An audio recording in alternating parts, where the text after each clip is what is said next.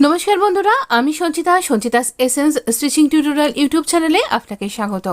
কি করে একটা নর্মাল সাধারণ কলার কুর্তিকে আপনি একটা ব্র্যান্ডেড কলার কুর্তিতে পরিণত করতে পারেন, আমরা তার জন্য এমব্রয়ডারি স্টিচের হেল্প নেব। এমব্রয়ডারি স্টিচিং করব আমাদের এই প্যাচওয়ার্ক নেক ডিজাইনের ওপরে। আমরা এখানে স্টিচ করব, এখানে ফেদার স্টিচ এবং এখানে কাঁথা স্টিচ। ফেদার স্টিচ বা কাঁথা স্টিচ দুজনের জন্যই আমরা এখানে প্রথমে সুতোটাকে, যেটা অ্যাঙ্কার থ্রেড, সেই অ্যাঙ্কার থ্রেড থেকে আমরা পুরো সুতোটাকে কাট করে নিয়েছি। তারপর তার থেকে তিনটে হাড়ি এরকম সুতো, মানে তিনটে লাইনের সুতোকে এইভাবে বার করে নিয়ে তাকে আবার ডবল করে নিয়েছি, নিয়ে এইভাবে করছি। দেখুন এইখানে যে দাগটা টেনেছি তার দুটো সাইড থেকে আমি একটু একটু করে ফ্যাব্রিক এভাবে তুলছি, ছুঁচের তলা দিয়ে সুতোটাকে নিয়ে যাচ্ছি, নিয়ে গিয়ে এটাকে টেনে দিচ্ছি। খুব বেশি টানবেন না, একটুখানি এরকম হালকা করে টানুন, তাহলে একদম পুরো ফেদারের মতন দেখতে লাগবে। ফেদারটা যেরকম দেখতে হয় না, তাই জন্যই এর নাম কিন্তু ফেদার স্টিচ। তো আমি এখানে যথেষ্ট জুম করে আর খুব কাছ থেকে দেখানোর চেষ্টা করেছি। আপনি যদি আরেকটু ভালোভাবে বোঝার চেষ্টা করেন তা নিশ্চয়ই পারবেন। আরও যদি বুঝতে অসুবিধা হয়, একটুখানি স্লো মোশনে দেখুন, তাহলে আপনি আরও ভালো বুঝতে পারবেন। তো এটা ভীষণ সুন্দর একটা নেক ডিজাইন তৈরি হবে। পুরো ব্র্যান্ডেড ফ্যাব্রিক, যে সমস্ত কুর্তিগুলো বাজারে পাওয়া যায়, নামি দামি ব্র্যান্ডেড যে সমস্ত বিভিন্ন জায়গায় ব্র্যান্ডেড কুর্তিগুলো পাওয়া যায়, আমরা কিনে পরি, সেই রকমই কিন্তু এটার লুক আসবে। দেখুন, সবসময় লেস আমাদের কাছে থাকে না, বা সবসময় দামি দামি লেস কেনা সকলের পক্ষে সম্ভব হয় না। সেক্ষেত্রে আপনি আপনার হাতের জাদু এইভাবে কিন্তু দেখাতে পারেন। সেক্ষেত্রে আপনার সাধারণ কুর্তি ডিজাইনটা, এটা একটা কটন ফ্যাব্রিকের উপরে কুর্তি ডিজাইন, সেইটাও হয়ে যাবে একেবারে অনবদ্য, একদম অন্য রকমের একটা ডিজাইন। এখানে আমি পোটলি বাটন তৈরি করেছি। কলার নেক কুর্তির সাথে আমি এরকমভাবেই আমার কন্ট্রাস্ট ফ্যাব্রিক দিয়ে, দুটোই কিন্তু আমার বাটিক ফ্যাব্রিক, আর এইভাবেই আমি এটাকে ডিজাইন করছি। এটা এইরকমভাবে দুপাশ দিয়ে যদি ডিজাইন করা হয়, পুরো লেস ওয়ার্কের থেকেও বেশি সুন্দর দেখতে লাগবে আর অনবদ্য দেখতে লাগবে। তাই এরকম করে কুর্তি ডিজাইন আপনি আমার চ্যানেলে প্রায়শই দেখতে পাবেন।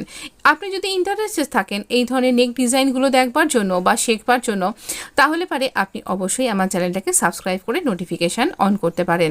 এই ধরনের ডিজাইন শুধুমাত্র কুর্তির নেকেই নয়, এর স্লিভেও করতে পারেন, আপনি দামান ডিজাইনেও করতে পারেন, আপনি চুড়িদার বটম প্যান্টেও কিন্তু করতে পারেন। এছাড়াও আপনি এই দিয়ে সুন্দর সুন্দর শাড়ি ডিজাইন করতে পারেন। পুজোর সময় একটা এরকম এমব্রয়ডারি শাড়ি ভীষণ ভালো লাগবে কিন্তু আপনাকে পরলে। আমরা এইরকমভাবে এখানে গিট্টু দিয়ে দিচ্ছি, আর এখানে এই গিটটা দেওয়ার সময়তে খেয়াল রাখবেন যেন কোনো সুতোর এজ বেরিয়ে না থাকে, বা কাঁচা ধোয়াতে যাতে খুলে না যায়। তাহলে কি সুন্দর লাগছে না ফেদার স্টিচটা? এবার এইরকমভাবে এই যে পাশ দিয়ে আমরা দেব কাঁথা স্টিচ। কাঁথা স্টিচ, নকশি কাঁথা আমাদের ওয়েস্ট বেঙ্গলের সব থেকে একেবারে রিমার্কেবল, একদম পুরনো দিনের ভীষণ ঐতিহ্যবাহী এই স্টিচটা।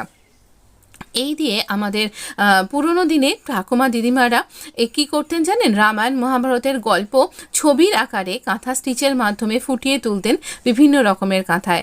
আমাদের বাংলার বিভিন্ন রকমের মিউজিয়ামে কিন্তু এই ধরনের কাঁথাগুলো এখনও সযত্নে সংরক্ষিত আছে।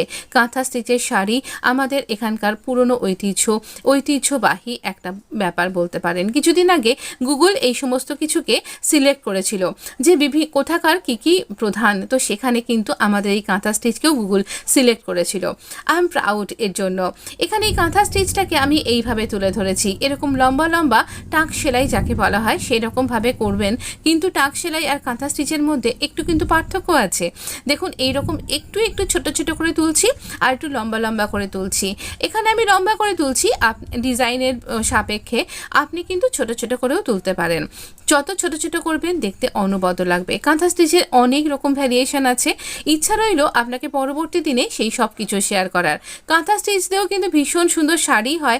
আমার কিছু শাড়ি আছে, আপনাকে ইচ্ছা আছে পরবর্তী কোনো ভিডিওতে বা যখন আমার চ্যানেলটা লাইভ আসবার মতন উপযুক্ত হয়ে যাবে সেই সময় কিছু দেখাবো। তো দেখুন, এই অবধি আমাদের স্টিচ করাটা হয়ে গেল একটা লাইন।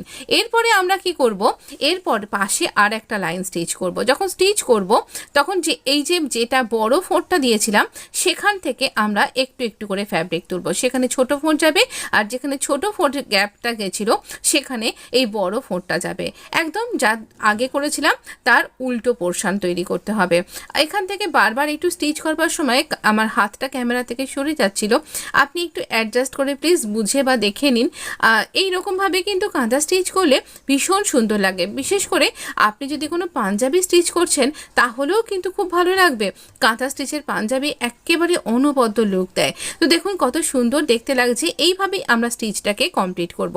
এবারে আমি ঠিকঠাকভাবে দেখাতে পেরেছি বন্ধু, দেখুন একদম ক্যামেরা থেকে সরে যাচ্ছে না। দেখুন ঠিকঠাকভাবে আমি এখানে কমপ্লিট করেছি। এই রকমভাবে একটুখানি স্টিচিংয়ের যদি টাচ থাকে আপনার কুর্তিতে, একদম সেটা কিন্তু অন্য রকমের লেভেলের দেখতে হয়ে যাবে। তাহলে আর দেরি কেন, ছুঁচো নিয়ে লেগে পড়ুন। যা যা কুর্তি আছেও ভালো কথা, এই নেক ডিজাইনটা, এই কলার নেক কুর্তি ডিজাইনটা, কী করে কলার নেক কাট করবেন, কী করে কলার লাগাবেন, কী করে প্যাচটা করবেন, সব কিছু এই ভিডিও ঠিক আগের ভিডিওতে আমি শেয়ার করেছি। একবার চট করে দেখে নিন আমার চ্যানেলটা।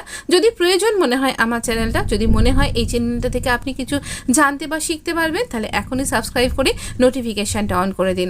আর কমেন্ট করে লিখে জানান এই ডিজাইনটা আপনার কেমন লাগলো। ভালো লাগলে বন্ধুদের মধ্যে শেয়ার করতে ভুলবেন না, লাইক দিতে ভুলবেন না। আপনি খুব ভালো থাকবেন, সুস্থ থাকবেন। দেখুন পোটলি বাটনের সাথে কি অনবদ্য লাগছে না? এটা এই পিঙ্ক ফ্যাব্রিকটা আমার কিন্তু একটা লেফট ওভার ফ্যাব্রিক, সেটাও এই ফ্যাব্রিকের একটা কুর্তি ডিজাইন আছে ভীষণ অনবদ্য, সেটা কিন্তু আমার চ্যানেলে অলরেডি আপলোড করা আছে। আংরাখা স্টাইল, একদম ওভারল্যাপিং একটা কুর্তি ডিজাইন। যদি প্রয়োজন মনে করেন একবার দেখবার, তাহলে একবার ভিজিট করতে দোষ কি, একবার দেখে নিন। ভালো লাগলে তখন নয় লাইক দিয়ে দেবেন, আর ভালো আপনার লাগবেই লাগবে। দেখুন কি সুন্দর দেখতে লাগছে না? যখন পরবেন কত সুন্দর লাগবে। ধন্যবাদ বন্ধু, ভালো থাকবেন, সুস্থ থাকবেন। দেখো।